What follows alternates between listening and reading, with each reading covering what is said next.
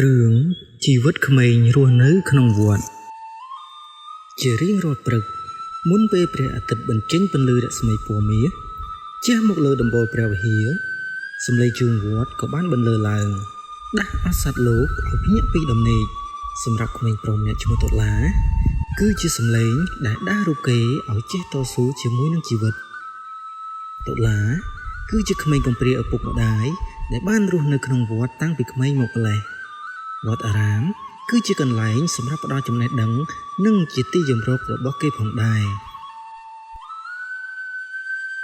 តុលាតែងតែបោសសម្អាតទីធ្លាវត្តជារៀងរាល់ព្រឹកជាមួយនឹងមិត្តភ័ក្តិរបស់គេឈ្មោះភក្តីនៅពេលដែលតុលាកំពុងបោសសម្អាតទីធ្លាវត្តស្រាប់តែភក្តីក៏បានសួរទៅកាន់តុលាថាតុលាឯងមើលចុះស្លឹកឈើនេះជ្រុំមិនចេះអស់សោះបោះមិញនឹងឥឡូវធ្លាក់មកទៀតហើយមែនហើយ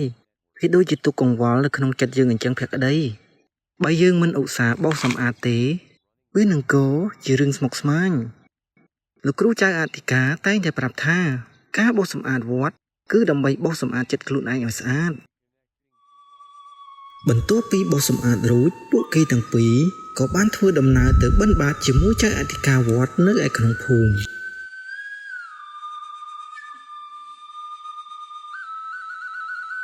ក្រោយពេលត្រឡប់ពីដើរតាមលោកបិណ្ឌបាតតុលានិងភក្តីនាំគ្នាអង្គុយជុំវិញថាបាយដែលនៅសេសសល់ពីសទ្ធាជ្រះថ្លារបស់ពុទ្ធបរិស័ទ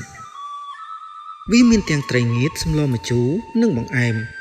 លាយឡំគ្នាប៉ុន្តែវាគឺជាអាហារដ៏វិសេសវិសាលបំផុតសម្រាប់ពួកគេ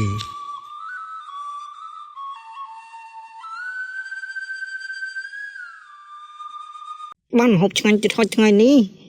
មានសាច់មាន់ទៀតតុលាឯងដែលមានអន់ចិត្តទេដែលឃើញមិត្តភ័ក្តិយើងខ្លះគេអង្គុយញ៉ាំអីនៅក្នុងហាងស្អាតអត់ទេភក្តីបាយវត្តនេះហើយដែលបានចិញ្ចឹមអ្នកប្រាជ្ញនិងមន្ត្រីធំជាច្រើនរូបមកហើយយើងញ៉ាំបាយអ្នកស្រុកយើងនឹងសងគុណអ្នកស្រុកវិញដោយការខិតខំរៀនសូត្រ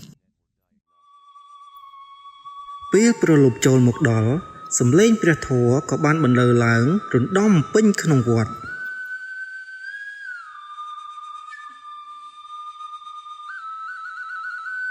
បន្ទាប់ពីចប់កិច្ចការក្នុងវត្តតុលាបានយកសៀវភៅមកអានក្រោមពន្លឺភ្លើងនៅពេលនោះដែរលោកគ្រូចៅអធិការវត្តក៏បាននិមន្តមកដល់រួចក៏សួរទៅកាន់តុលាថាតុលាយប់ហើយមិនក៏ចៅមិនទាន់សម្រាកទៀតកណាលោកគ្រូកូនចង់រៀនឲ្យចប់មេរៀននេះសិនកូនខ្លាចអនាគតទៅគ្មានចំណេះដឹងសម្រាប់ជួយខ្លួនឯងនិងសង្គមល្អហើយណាចៅត្រូវចាំណាក្រណាត់សបើប្រឡាក់តែបន្តិចនោះគេនឹងងាយឃើញណាហើយជីវិតក្មេងវត្តក៏ដូចគ្នាដែរត្រូវរក្សាសីលធម៌ឲ្យខ្ជាប់ខ្ជួនព្រោះយើងរស់នៅក្រោមម្លប់ព្រះពុទ្ធសាសនាចំណេះវិជ្ជាដែលឯងមាន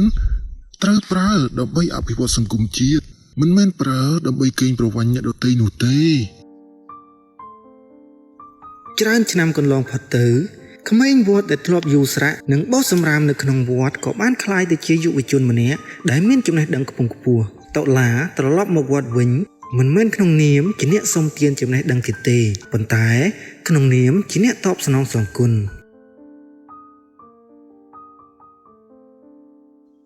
លោកគ្រូបើគ្មានបាយកកវត្តនេះនិងពាក្យទូមានព្រានប្រដៅរបស់លោកគ្រូទេកូនក៏គ្មានថ្ងៃនេះដែរ